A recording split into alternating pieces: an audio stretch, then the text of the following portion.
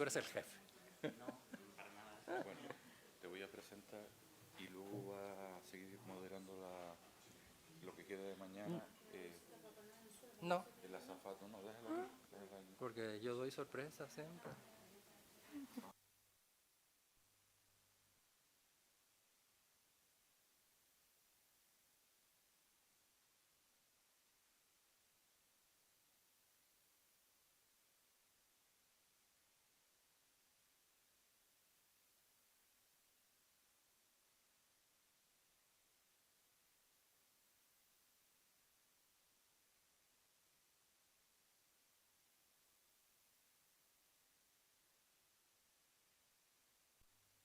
Parte de la mañana.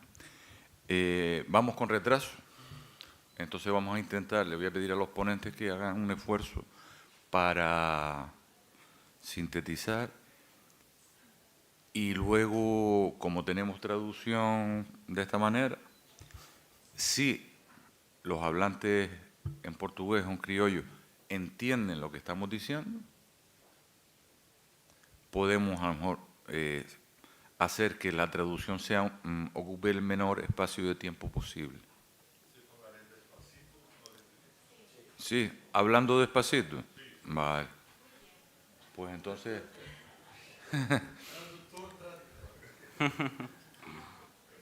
Aquí está mi amigo don Daniel Montes de Oca, él es director del Museo Néstor, una figura de referencia en la cultura canaria, y yo le agradezco enormemente que haya venido porque está afectado por un problema de salud,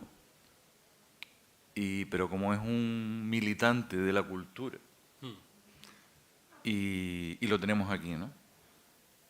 Dani, bienvenido, todo es tuyo. Bem, eu não falo bem. Bueno.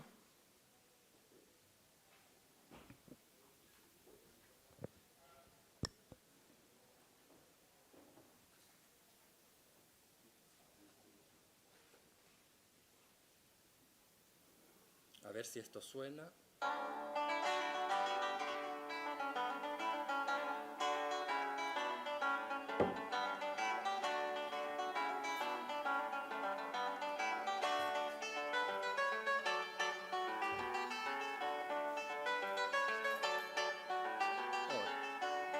se me han roto los plátanos.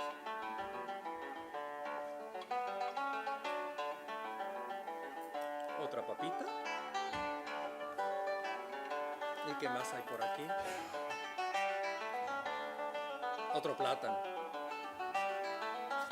Pero me falta el maldito tomate, que no lo encuentro. Aquí está el tomatito. Y me he manchado todas las manos. ¿Qué estamos escuchando?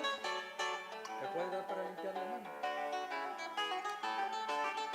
Le suena, ¿verdad? Sí. Le suena lo que han escuchado. Los canarios. Una danza que en el Renacimiento dio pie a que todas las cortes europeas nos conocieran y que fuera una parte, por así decirlo, de nuestra identidad. Si ahora le preguntamos a cualquiera de la calle, no le voy a preguntar que es una composición de Gaspar Sanz, uno de los grandes de la música renacentista española, pero no sabrían reconocer que esto se llama ni canario, ni que es una danza, ni la época en que fue hecha. Y fue un referente. Eso fue parte de nuestra identidad. ¿Qué es lo que pasa con las identidades? Que siempre se ha dicho aquello de que es lo que nos diferencia de los demás, que nos hace únicos. ¿A los canarios nos hace únicos qué? Si todo lo que les tenemos aquí nos ha venido prestado, como a las otras islas de la Macaronesia. Yo soy un mil leches. Mis apellidos, castellanos, andaluces, extremeños, navarros, portugueses, pero también Acosta.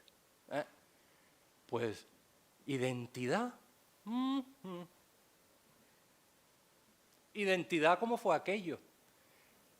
Este fue el logotipo, me entienden, ¿verdad? es el logotipo que nos identificó como tierra de recibimiento, tierra de turismo, una Strelitzia. De hecho, hablando con mi madre, que le dije que iba a hacer esta charla, digo, ya, hijo mío, la primera vez que visito Madeira, nada más bajar el avión me dan una Strelitzia. Digo, muy bien, mamá, porque es que es típica de Madeira. La Strelitzia. Todo el mundo dice Esterlicia, como si fuera la vecina del quinto. No. Strelitzia reginae. O como lo dicen un poco italianizado, reginae. No, reginae. Bueno, pues resulta que la Strelitzia tiene tanto de macaronésico como yo, obispo de Aquisgrán. Muy fácil. Se llama Strelitzia porque se le dio, como se hacía antiguamente, el nombre de una reina, de Carlota de Mecklemburgo-Strelitz, esposa de Jorge III, que le llamaban la Negra porque dicen que tenía un antepasado portugués. Y la verdad que yo no me había percatado de ello hasta que recientemente digo, siempre he hablado de Carlota Mecklemburgo-Strelitz, pero no he visto un retrato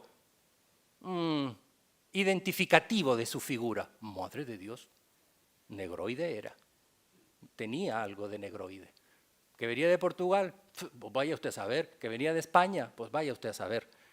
Porque en realidad la identidad se trastoca en todo momento. Por eso viene esta charla que les voy a dar sobre algo tan particular como es nuestro paisaje. Sabemos que el primer plantón llega alrededor del sudeste asiático a la isla de Gran Canaria y el archipiélago sobre 1526. Pero también es verdad que eso llegó como un relicto y que solamente se encontraba en parcelas muy apartadas de aquel que la cultivara, pero no será hasta 1880 cuando los ingleses, viendo la facultad, el clima y biológicamente la adaptación que tenía ese plantón, la musa paradisíaca, es que hasta el nombre le ayuda. Y claro, nosotros utilizamos la Strelitzia porque está haciendo un alegato al paraíso, como es Madeira, como es Cabo Verde, como es toda la Macaronesia. Somos esa parte, ese relicto del pasado en lengua grecolatina, en mentalidad grecolatina, que nos quieren dar algo que nunca hemos sido. Y entonces esa trastocación, uy, es que yo toco un botón y puede arder. Bueno, de hecho, todo esto comienza porque también el paisaje forma parte de la identidad de un pueblo. Y cuando ni tenemos nosotros claramente cómo debemos denominar a lo que fue la gran masa forestal de nuestra isla, que ocupaba, ustedes saben, Teror, Firgas, Moya, el macizo central, por así decirlo, de la laurisilva, que unos llaman bosque de doramas y otros selva de doramas. Pues miren lo que son las cosas. Hombre, no es lo mismo un bosque que una selva. Porque a mí cuando me hablan de selva me da ganas de coger un machete y ponerme un taparrabo. Y no. ¿Qué es lo que ocurre? Que esa identificación se retrata hasta en la literatura y tenemos el paraíso terrenal de Cairasco, en la comedia del recibimiento de 1582. Este es el bosque umbrífero que de doramas tiene el nombre célebre, y aquestos son los árboles que frisa ya con los del monte Líbano y las palmas altísimas, mucho más que de Egipto las pirámides. Nos están comparando con todo un alegato que proviene de la antigüedad. Estamos hablando de 1582 y veremos cómo se trastoca cuando ya a principios del siglo XX, Tomás Morales, el gran poeta modernista, dice de ese mismo espacio que había perdido toda su masa y solamente quedaba un relicto del 1% de lo que fue parte de nuestra identidad. Tarde en la selva, Tomás Morales. Es el hacha, es el golpe de su oficiar violento que bruscamente llega, desolador y cruento, de la entraña del bosque. En 400 años hemos cambiado la identidad del paisaje hacia el fracaso, como tú muy bien apuntabas con las imágenes que nos estabas enseñando. Y es gracioso, porque yo, que soy director de un museo dedicado a un personaje como Néstor Martín Fernández de la Torre, el que quiera saber algo más sobre él hay que leerse. Para entender a Néstor hay que leer Habla Néstor. Este es el decálogo de su pensamiento, en el que está pensando no solamente en que esta isla, sobre todo, tiene que tener una proyección del turismo, sino también donde nos está advirtiendo de que teníamos que tener cuidado con lo que iba a pasar. Y con la identidad. Por eso traigo los plátanos. Mi país ha vivido bajo la fascinación de los cultivos especiales que se han sucedido desde hace tiempo, produciendo épocas de gran prosperidad, con intervalos de profundas crisis, rayanas en la miseria. Desde mi estudio en París, pensé muchas veces con tristeza en la inseguridad del porvenir de mi país, en el cual un pedazo de tierra dedicada al plátano alcanza un valor superior a grandes extensiones de terreno en cualquier suelo del planeta, más caro que en Nueva York. Pues él, que en todo momento está pensando como parte de la identidad de nuestra tierra en esa vegetación, cuando va a pintar, ¿qué es lo que hace?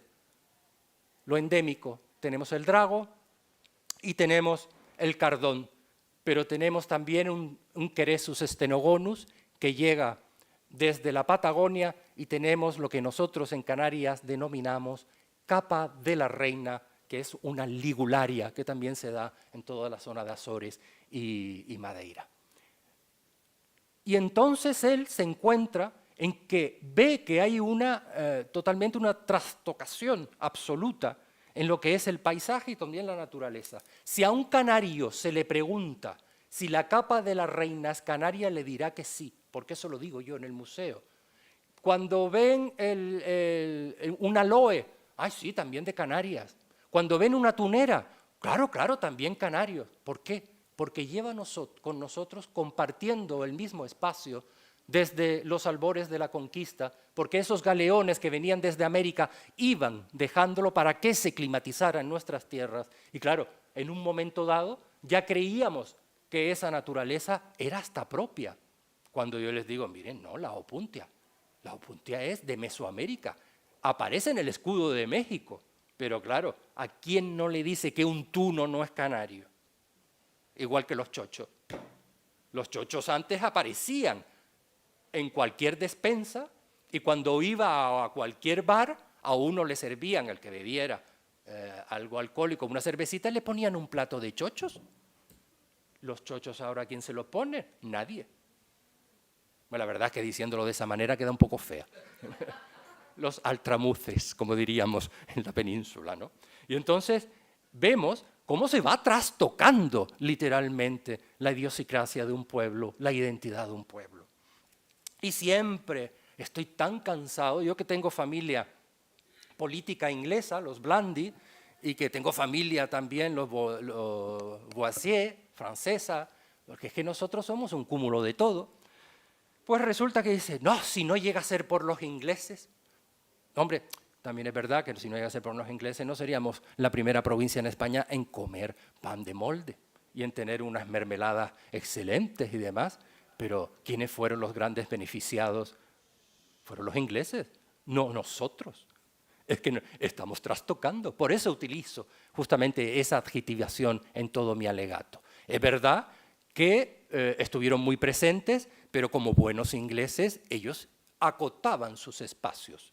Si iban a jugar bueno, ahí está el club inglés, el club británico, al que yo pertenezco ahora, pero hasta hace nada el club británico era solamente para los británicos. ¿Por qué no se denominó desde el primer momento club hispano-británico? No, era el club británico, porque sí querían tener esa relación con la burguesía, sobre todo porque el pueblo no le interesaba, con la burguesía, pero todo hay que decirlo y esto puede molestar a alguien, el pueblo británico y sobre todo esa sección que se dedicaba a estos menesteres, pues eran muy clasistas.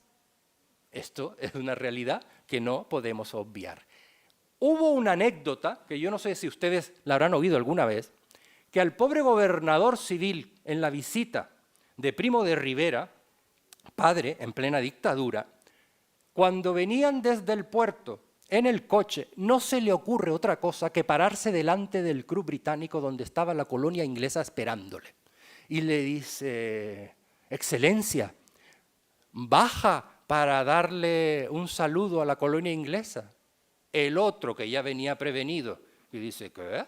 Si esta gente toma más té que café, ¿eh? Le voy a decir yo, presidente de mi país, rendirle pleitesía a un inglés. Siga adelante.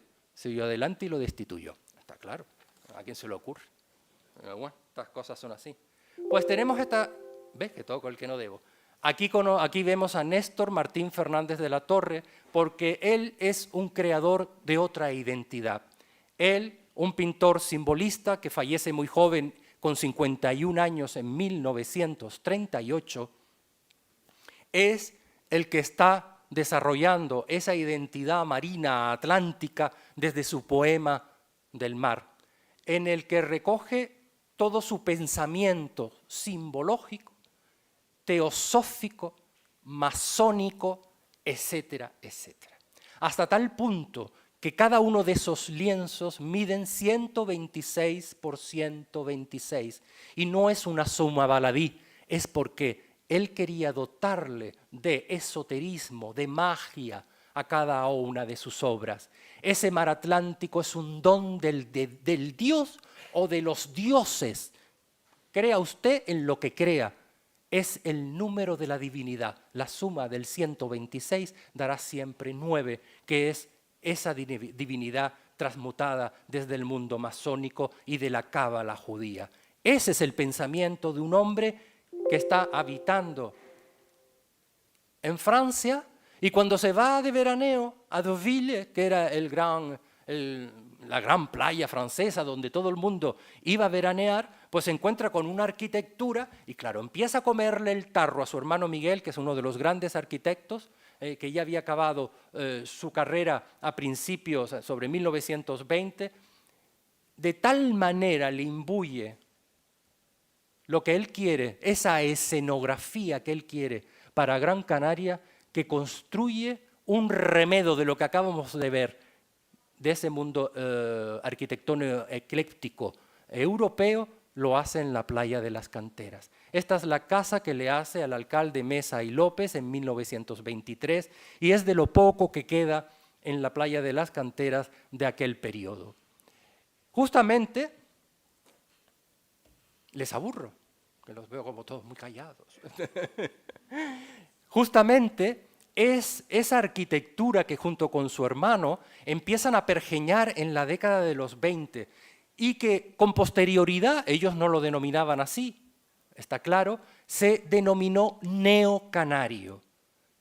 Yo no estoy muy a favor de que se le denomine neocanario, porque al fin y al cabo, esa arquitectura que ellos están recreando es una arquitectura en que toma, si es verdad, ciertos rasgos canarios, pero están adoptando la arquitectura de otros movimientos, como puede ser en el Estados Unidos el Mission Style. Aquí vemos Mar-a-Lago, que ahora pertenece al innombrable señor Trump.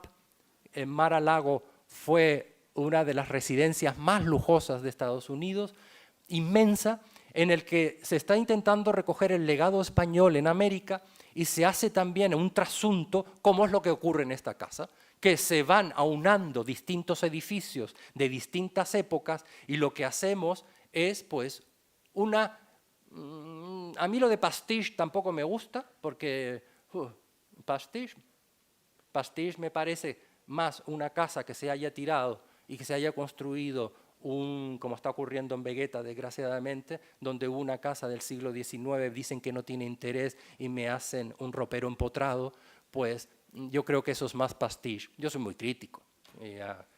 Bueno, pues en esa recreación en el que Néstor Martín Fernández de la Torre intenta ser un hombre contemporáneo, porque es lo que estaban haciendo los americanos y lo que se estaban haciendo en distintas partes de Europa, ese nacionalismo lo que intenta es recoger todo un legado arquitectónico donde se ve, pues como en el pueblo canario ya desde el año 1937, ese postulado que está muy ligado con el art and craft inglés y con todas las locuras maravillosas de René Mackintosh en Escocia. ¿Por qué? Otra vez. Porque es una arquitectura que intenta imbricarse en el paisaje, como aquí ocurre con el Parador de Tejera, también de la misma época, de 1937, pero en el que se implica no solamente la obra del arquitecto, de los paisajistas, sino también de los artesanos. Esa necesidad de incluir el mundo que no sea industrial en una arquitectura que esté cercana y que crea identidad. De hecho, son escenografías absolutas. ¿Por qué? Porque Néstor era escenógrafo. Él fue el que, junto con Martínez Sierra, María de la O. Lejárraga, que era la esposa de Martínez Sierra, y Manuel de Falla, hacen la primera representación del Amor Brujo. Néstor en estos momentos ya estaba reconocido como uno de los grandes escenógrafos españoles a nivel internacional. Había trabajado para Antonia Mercé, para Tórtola Valencia, para las grandes bailarinas españolas de aquel momento. Y él en todo momento le puede esa capacidad que viene vinculada al mundo victoriano por medio del art and craft, y aquí lo vemos, aquí vemos un diseño de Bailey Scott en un interior y justamente lo que Néstor estaba diseñando para el Parador de Tejeda. Es esa necesidad de incluir la identidad por medio de los artesanos, pero con una estética renovada, una estética nueva que no tiene por qué ser deudora de lo que hubo antaño. Aquí vemos otra decoración. Bueno, pues cuando Paradores Nacionales llega en la década, bueno, a principios del, bueno, sobre 2020, una cosa, no, 2020, perdón. La última obra que se hizo en el Parador de Tejeda tuvo que ser de finales de la década de los 90 o no, un poquito, a lo mejor sobre 2010, una cosa así. Sí, sobre 2010. Bueno, pues la anécdota que les voy a contar tiene parte un poco de vulgar. Acercóme yo, porque esto ya es con el pasado, con la hija de don Miguel Martín Fernández de la Torre, el hermano de Néstor que había construido este edificio. Íbamos los dos porque nos habían invitado a la reinauguración del edificio. Cuando nos acercamos, ella iba cogida de mi brazo, doña Pastora Martín Fernández Durán. Aquella mujer, los ojos se le iba poniendo cada vez más como los platos. Dice, ¿pero qué han hecho? ¿Han destruido el legado de mi padre? Y han destruido el legado de los canarios. Porque quién, como yo, que tengo 56 años, no íbamos al Parador de Tejeda y veíamos una arquitectura que ya habíamos asumido como nuestra, con una decoración que ya habíamos asumido como nuestra, que nos servían la comida con el traje diseñado también por Néstor, porque él quería el sumum, el completo. Y llegamos y nos encontramos que aquello parecía esto de fútbol o de baloncesto, una cancha de baloncesto. Digo, Dios mío, pero ¿qué es lo que hemos hecho con ese patrimonio que es verdad que es reinventado, pero que formaba ya parte, lo habíamos asumido toda la población? Y desaparece. Y se me acerca el político de turno. Y yo que soy muy protocolario, pero a veces que la boca me puede y Unamuno está detrás de mí haciéndome así, me dice, oh, estarán orgullosos de la obra que hemos hecho. Digo, esta mierda, ay, me salió del alma, lo siento, me salió del alma. Ella que me hace así, dice, ay Daniel, qué bien estuviste. El político salió corriendo. Lo siento, pero es que no podemos seguir así. ¿Cómo es posible que a uno de los grandes diseñadores, a uno de los grandes pensadores como fue Néstor Martín Fernández de la Torre, dentro de un periodo, porque es que después ahora estamos descontextualizándolo todo, te diseña hasta las farolas totalmente vinculadas a la Bauhaus, aunque él está hablando de una arquitectura que ahora se denomina neocanaria, pero es que esa lámpara es totalmente Bauhaus o como menos, no sé, racionalista.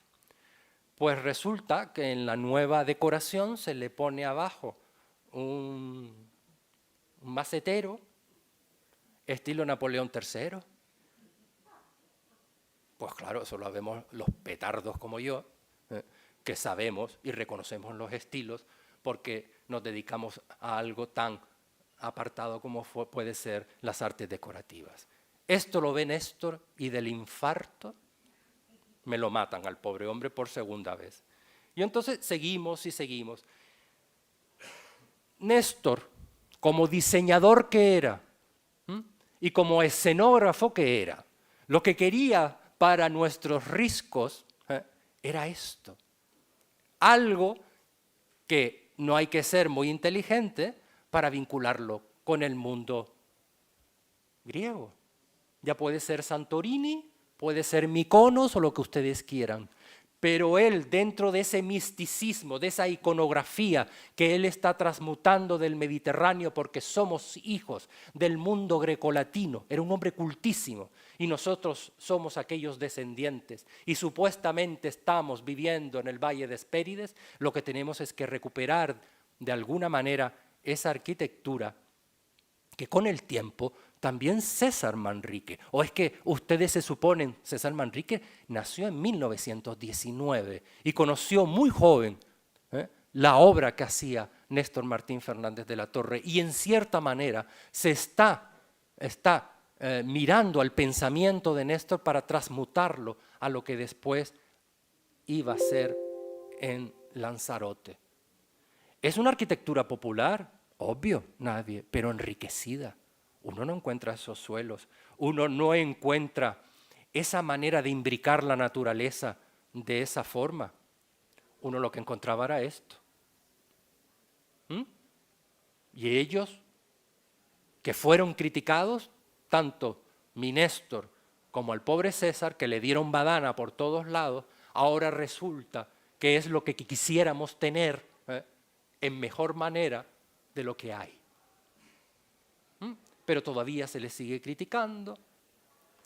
Justamente entre el año 28 y el 34, Néstor había pintado esta arquitectura que después se recupera en la década de los 50 para hacer el balcón canario que está en la esquina que no existía. Volvemos a Néstor, porque es necesario volver a una arquitectura que aunque esté basada en el Mission Style o en el Art and Craft o en el The Studio, lo que está haciendo es creando belleza, creando otra identidad que tiene que estar aunado porque él siempre defendió en todo momento la arquitectura popular. Era la base en la que él sustentaba todo su decálogo estético. Creó hasta una grafía especial para Gran Canaria y para Tenerife, siempre vinculada por ese mundo ya más racionalista, aunque él venía desde el modernismo y venía desde el simbolismo, se adapta a su época. Y él sabía perfectamente que el futuro de Gran Canaria estaba en el puerto. Y en Tenerife, pues no se le ocurre otra cosa que poner una pedazo tunera inmensa y el Teide al fondo. Una tunera muy canaria. Pero bueno, no me digan ustedes que no es de gran belleza estética y de conformación de estilo. Y claro, los plátanos estarán siempre presentes. El plátano se hace un elemento recurrente dentro de esa movilización que se hace para reconocer turísticamente a las islas. Bueno, de hecho, esa imagen maravillosa donde se ve a un sueco que entra no con una manilla como yo les traje, sino con una piña entera al avión que tuvo que alquilar, me imagino que tuvo que alquilar un asiento para poner la piña, porque ocupaba el lugar de una persona. Y eso se transmuta, gracias a la escuela Luján Pérez, por medio de un movimiento que se denominó indigenista. Antonio Padrón también pinta en clave ya más contemporánea los plátanos, las papayas, los tunos, aquellos frutos que se hicieron ya no como si fueran algo exótico, sino como algo que ya desde 1880 se hacía necesario en la economía de nuestras islas para poder sobrevivir. Y eso es también lo que hace, esa negritud que utiliza Felo Monzón, uno de los grandes también del indigenismo. Él decía Felo Monzón que esto lo pintó en el año 1937. A mí me da que no, que esto fue muy posterior, ya en la década de los 40. Pero es que no se había inventado nada. Ya Néstor había pintado a esta fantástica mujer negroide, que se le denomina la perla negra. La perla negra he descubierto recientemente, porque pensábamos que era una bailarina cubana, que si era una bailarina de acá, que si era una gitana del Albaicín. Bueno, pensamos de todo. Y un día, recién llegado hace 19 años al museo, me encuentro a uno de los bedeles más antiguos del museo. Y estoy haciendo el recuento del catálogo y me pongo delante del cuadro y él se me acerca. Él ya falleció, era bastante mayor. Y me dice, ¿qué? ¿Viendo el retrato de mi madre? Y claro, como este era un poco cachondo, digo, Francisco, ¿qué me va a decir que esta va a ser su madre? Digo, sí, ¿Chona la Negra? Digo, ¿Chona la Negra? Digo, sí. Posó para Néstor y posó para Jesús Arencibia. Ese cuadro lo tenía Jesús Arencibia en su casa y lo dona al Museo Néstor. O sea que yo me pasé años buscando a la perla negra en Cuba y va y resulta que el bedel una tarde me dice que era Chona la Negra su madre. Estas son las identidades. O sea que estamos siempre trastocando y equivocándonos. Y ese mundo indigenista, africano, en cierta medida, lo trastoca también Néstor, y esa identidad que supuestamente tenía que ser grecolatina, sobre todo griega, pues es casi canaria, negroide, y lo hace en el año 1926. Con lo cual, todos aquellos artistas de la escuela indigenista canaria están bebiendo de las fuentes de Néstor Martín Fernández de la Torre. Falta 2 minutos, no te preocupes que acabo. Bueno, pues a Néstor al pobre no se le ocurre otra cosa que diseñar un traje que nos represente. Bah, metió la pata hasta el fondo, porque le cayó encima a todo el mundo y todavía se le sigue diciendo que es un disfraz. Eso a mí me duele tremendamente. Él explica por qué hace eso. O sea, un artista que le diseñó trajes a Cécile Sorel, la gran actriz francesa, a actrices americanas, como la Grace Moore, que le hizo las grandes bailarinas, y de repente él quiere ennoblecer a su tierra. Se va al Museo Canario y nadie se percata que todas las pintaderas habidas y por haber están en ese traje.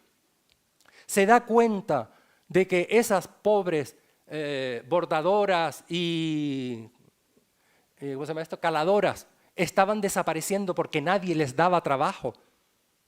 Y resulta que dice, pues yo les voy a crear un traje para que ustedes puedan seguir trabajando. Y para que este traje ya casi dentro de nada tendrá 100 años. Y nosotros que somos un pueblo mezquino, seguimos diciendo que eso es un disfraz cuando deberíamos de estar orgullosos de tener un traje más que se acople a la tradición que fue hecho por uno de sus grandes hijos. ¿Por qué no cambiamos ya un poco el chip? Sí es verdad que, bueno, este es el traje que lo puse la última vez porque es representativo, que el régimen, Néstor fallece en 1938 con 51 años, gay, masón, amigo de Federico García Lorca, bueno, de Antonio Hoyos y Vinén, el marqués de Vinén, el marqués anarquista. Pues nada, resulta que su traje termina en el Enrique Larreta, en Buenos Aires, porque este es el traje de los 50 y tantos que se le diseñan a doña Evita Perón cuando hace su viaje a España en 1947, y en agradecimiento Franco le regala el traje y los complementos, que con eso ya se ha hecho un museo, de todas las regiones de España. Y después de su muerte es el logotipo, pasa a ser el logotipo de muchas de las ilustraciones que están representando. Ya cuando llegamos a este punto, ya hemos perdido el norte. Aquí ya no se ha trastocado nada, aquí ya nos hemos ido a la marea. Vamos a commit suicide. A la primera roca Tarpeya nos tiramos. Porque claro, hemos empobrecido, hemos desvirtuado un diseño, una promoción que él está haciendo de Gran Canaria desde la década de los 30, con sus errores y con sus aciertos. Lean, habla Néstor para entender, y para entender su época, por favor, hay que colocar a cada uno en su época, y llegamos a la Nancy. Y claro, llegamos también a ese mundo instrumentalizado porque le vino muy bien al régimen. Y claro, cuando llegan ciertos personajes de la cultura contemporánea intelectual, asimilan a Néstor con esto y entonces quieren acabar con él. Millares no lo quería saber absolutamente nada de Néstor, ni de su estética, porque representaba lo antiguo y lo que se vinculaba con el régimen. Hay una foto magnífica, porque también al pobre Miguel le cayó el San Benito, a su hermano, que cuando se está poniendo la primera piedra del pueblo canario en 1939, esa foto la tiene don Gabriel y la tiene el señor Mujica en la FEDAC, que gracias a la FEDAC que conserva todo ese patrimonio, y que yo he donado ciertas cosas cuando he visto que ciertas familias van a tirar todo su historia, las fotos de su familia las van a tirar a la basura. Y yo le digo, no, dónenlas a la FEDAC, por favor. Pues resulta que, ya se me fue el baifo, aquí iba esto. Bueno, ya me acordaré.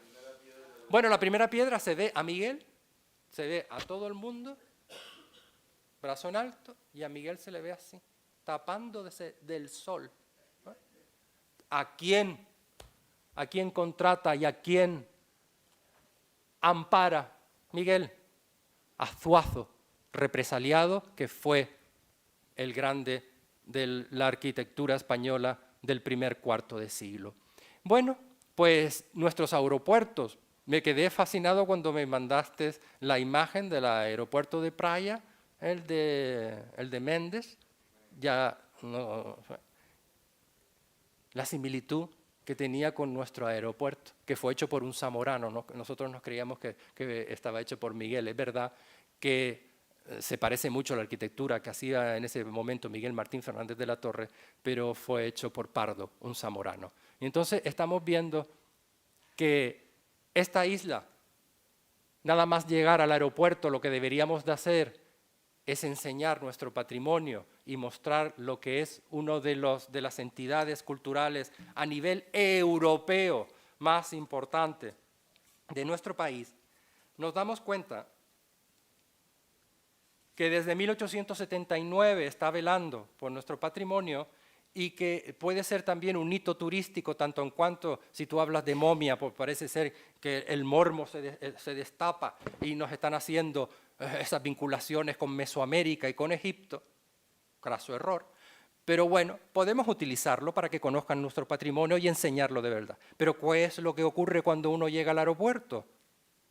Ya sea aquí o en Tenerife, no ve esto, no ve sus museos, no ve su patrimonio, ve Loro Parque, Acuario Poema del Mar, churrasquería en el sur. Esa es la identidad que hemos creado. Y acabo, y no le doy más la lata, con esto. Un hula en Hawái. Se ha trastocado todo en todos sitios, que si por un casual nosotros fuéramos a resucitar a Kamehameha I, uno de los grandes reyes hawaianos, que él fallece en 1819, y le decimos, ¿y estas niñas tan monas? Dice, ¿y esa payasa? No reconocería lo que está viendo. Cocos en los pechos, cuando iban libres. Unas faldas cortas y con esos atalajes que parecen de plástico en vez de hojas, cuando eran justamente faldas de fibras naturales. Y no se le ocurre otra cosa que poner como corona una plumeria, la flor de la plumeria, que la flor de la plumeria se introduce en Hawái en 1853 gracias a un médico botánico alemán que crea el primer jardín botánico en Hawái. Transmutamos todos, es verdad que la identidad va cambiando y seguirá cambiando, y lo que creemos hoy que es identificativo de nuestra sociedad, dentro de, yo no digo ya ni de 100 años, dentro de 10 años será otra cosa, será Kamehameha I. Bueno, muchas gracias.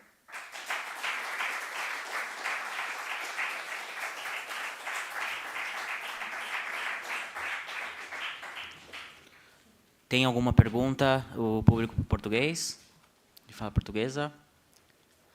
Ele fez algumas piadas com, por exemplo, alguns alimentos, como em canário, como se diz em canário? Papa. Okay. Não. No, chochos. Chochos, que é uma palavra em espanhol que também é associada à vagina. E em português aos tremoços. Extremosos, ¿no? Sim. A mí lo que me gusta son los cogumelos. Ah, las setas, cogumelos. Me encanta.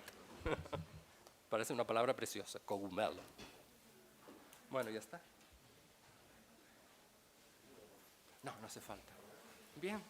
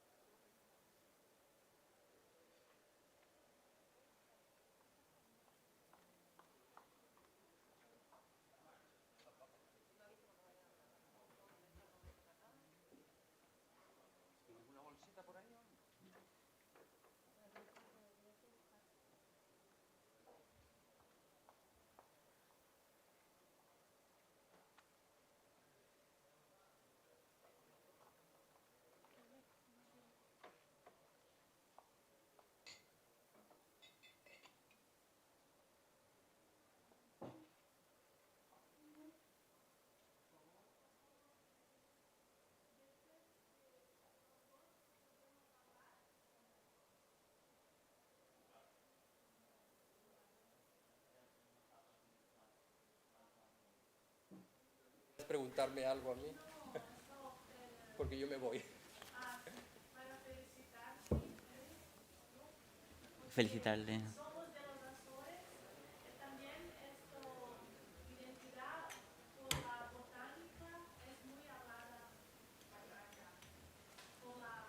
Lo sé. Nacional, claro, claro. Pues me alegro de que lo use.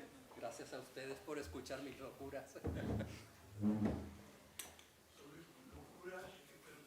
Sí. É engraçado que na Madeira também, Daniel, esta prédica de identidade também está exatamente desse Es mismo. E penso que os Açores também. Sí, sí, es lo mismo. En Madeira ocurre algo parecido con la identidad. Muy idéntico. Esta iconografia dos anos 30, 40, que era belíssima, e que agora uma coisa rasca. Es que Néstor, eso no lo dije, Néstor nos critica a nosotros porque dice, Madeira nos está adelantando. Havia a competição. Claro, él había ido a Madeira, él sabía la conexión del mundo británico también con Madeira, y cómo se cuidaba el paisaje, y entonces dice, que Madeira lo está haciendo y nosotros estamos haciendo todo lo contrario. Él sabía perfectamente lo que pasaba, era un gran viajero, y entonces, y además tenía mucha relación con portugueses y brasileiros. O sea que... Sim? Conseguiram entender? Sim? Ok.